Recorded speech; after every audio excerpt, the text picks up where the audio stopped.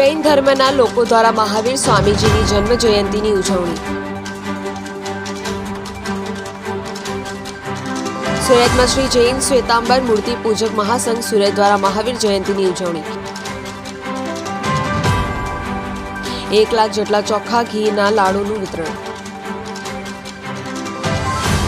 અડાજણ અને ઉમરા વિસ્તારમાં જૈન ધર્મના લોકોએ એકબીજાનું મોઢું મીઠું કરાવ્યું। લાડુ વિતરણ કાર્યક્રમમાં સાંસદ મુકેશ દલાલ સહિત જૈન સમાજના અગ્રણી રહ્યા ઉપસ્થિત।